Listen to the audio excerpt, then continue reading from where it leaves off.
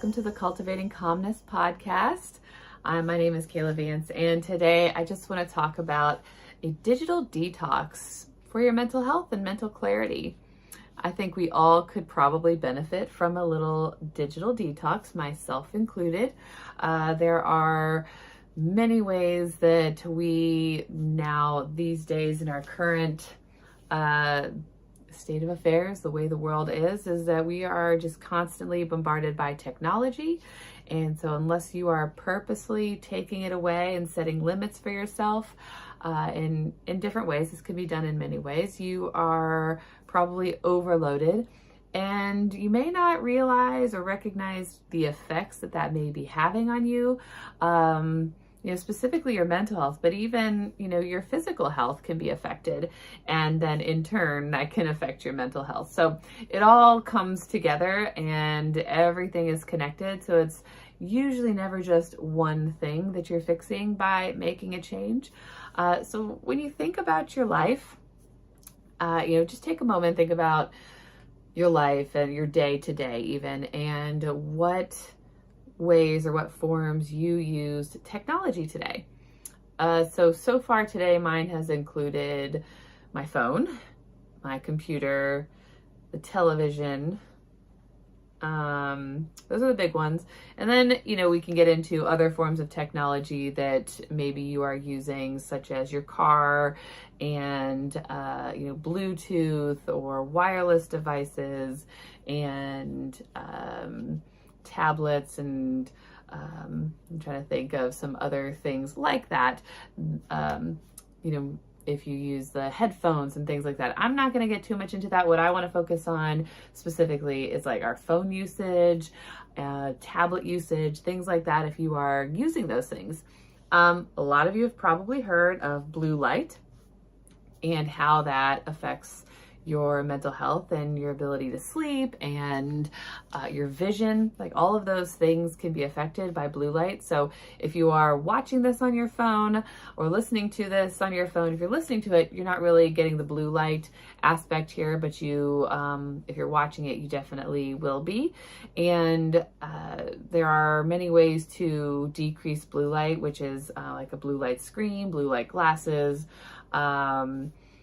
keeping things further away from your eyes, decreasing the amount of time you're using these devices, changing the lighting settings on your phone. Now, I'm not sure exactly how much that works, but there are settings where you can change it.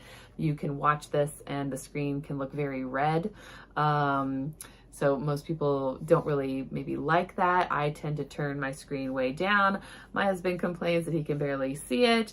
His tends to be brighter. Mine tends to be much more dim. I don't know if that is actually very effective or not. But for me, I like that much better anyway. So blue light, you are constantly bombarded with blue light. I know for me, when I first started working in my new office, my first new office, not the one I'm currently in, I was getting headaches and I didn't really understand why or what was going on. And I was spending a lot of time on my computer doing work, and my husband bought me some blue light screen protector things. So I'm not sure how much blue light those are blocking, but it definitely helped.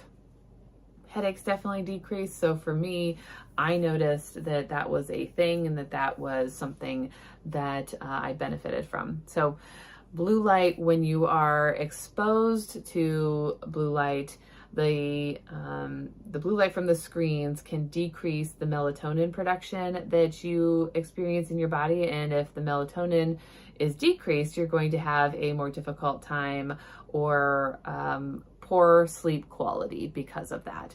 And there's usually a domino effect of other issues that can cause, but one of them, the biggest one, is sleep. One of the good things you can do is get early morning sunlight. So instead of waking up and the first thing you do is look at your phone, which again, I am guilty of this as well. So work in progress, practice what I preach, is something that I need to do sometimes.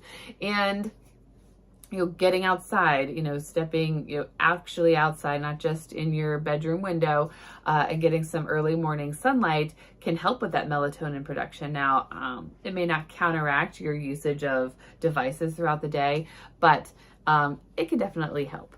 So being on the screen all day long, if you aren't using some kind of protection, it's definitely affecting your physical and mental well-being. If you're getting poor sleep quality, you then have like disrupted sleep, tossing and turning, not sleeping as well. Your body is basically tricked into thinking that it's daytime when it's nighttime because of all this blue light exposure, and it hasn't prepared itself for sleep in bed. And that is going to affect you throughout the day. And if that is ongoing for a very long period of time, you're probably going to experience negative health outcomes because of that. And these aren't really things that we are told. These people that make these devices and encourage us to be on our phones and the social media apps, aren't telling you like, hey, being on these is actually going to hurt you and harm you. And we all want to get our message out, right? That's why I'm doing this podcast. I want to get the message out. I want to inform the public. I want you to listen to it. But when we are constantly bombarded with social media and technology, it's not just the blue light. It's, that constant exposure to those curated images, those updates and those things that you're seeing, and the algorithms are geared to get your attention, to pull you in, to get you to keep scrolling, the mindless scrolling. And again, I can be guilty of this as well. The algorithms are meant to be there to get you in there. Where I used to work, one of the social media people there had gone to conferences for like social media and children, and I'm forgetting exactly what the conference was this conversation was involved in, but it was geared towards children because we worked at a children's hospital, and there were social media higher ups or people who work in social media who were there attending these conferences geared towards children's mental health because they wanted that information so they knew how to get to your kids, and they knew how to use their illnesses. They knew how to use their use things against them to be able to get that, pull them in, right? So there are people out there that's what they do. And that's why detoxing from social media and the digital world can be very important. If you've never done a digital detox, if you've never deleted an app or set a limit, it may feel very foreign to you. But I can guarantee you, and I know teenagers that have done it, I know adults, friends, and family who have done it.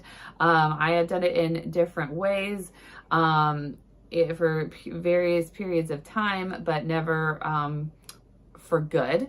And there are many reasons for that, especially if you use social media and you use these things for your business. It's really hard to detox fully, and so it may look more like setting limits. But if you've ever just deleted Instagram or whatever app you use the most and just not turn it on for say a month, you will probably notice how much time you have back, how much maybe mental clarity you have, how much enjoyment you're getting out of life, how much more time you're able to spend with other people because you're not engaging on social media or not engaging in these apps as much as you would be if it was on your phone or readily available to you. Now, I know there's ways around all of those things, but you know what I'm talking about. Like, turn it off, don't use it, or set a time limit. So if you have to use it, make sure you're using it for specific reasons and try to avoid the mindless death scrolling. And that maybe that is setting a very limited time frame so that you don't get stuck doing that. Or maybe it's at certain times in the day you will allow yourself to use those apps, and then every other time during the day you can go into your phone. I know the iPhone, or at least some versions of the iPhone, have the ability to control the apps and let you not use them at certain times. And then there are parental control apps. So if you are a parent and you want to control what your child is doing, you can set controls on their apps and how much time they're able to spend on them. So you will see improvements when you kind of take a little detox, if you set some limits. I've talked with my clients about it, and many will notice that they have more time. Now, sometimes, let's say you delete TikTok. well, you may find that you are increasing your usage on another app like Instagram, right? Because you got rid of one and you're searching, your fingers are wanting to do that same type of thing, that same type of behavior.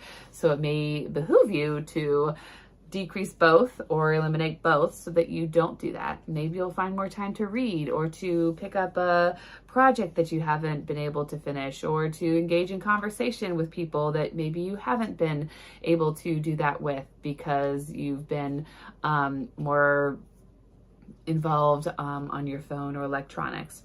And this can go for video games, etc. Lots of options out there, but taking a break from those things. When you implement other things that make you happy, you may notice, like, I don't really need that anymore. That didn't really bring me joy, or it didn't really bring much to my life. And maybe that's a good thing for you. Everybody's life is different. Everybody's usage on social media is different for different reasons. So I'm not here to say that everybody should cut it out completely, but maybe there's different ways you can utilize it and do it better. And I need to take my own advice and maybe do a little bit of that myself. So I'm not here to criticize you. It is also a fault of mine. And I know that doing this can be helpful and probably improve your relationships with other people, your relationship with yourself. And I just want you to think about that. So think about cutting out technology a little bit, how it can help your physical and mental health, help you to get better sleep, help you to have better relationships, help you to do more things for yourself that you enjoy, maybe save you some time and get more just overall enjoyment out of life. Not to mention, social media is getting pretty toxic, and we have an election coming up, and so there's going to be lots of negative stuff flying around. It's going to become like more and more and more present, and social media loves to show you those things to get you agitated, to get you angry. And I heard somebody say, and I don't remember where I heard this, so if this was you, thank you. But if you've decided, if you know who you're voting for example, just turn those things off, block those things, don't watch those things, don't turn on the news. You know what you're deciding, you know what you're going to do. So you don't really need to engage in all of that. Is that stuff just going to bring you down? So that's up to you. Something to think about.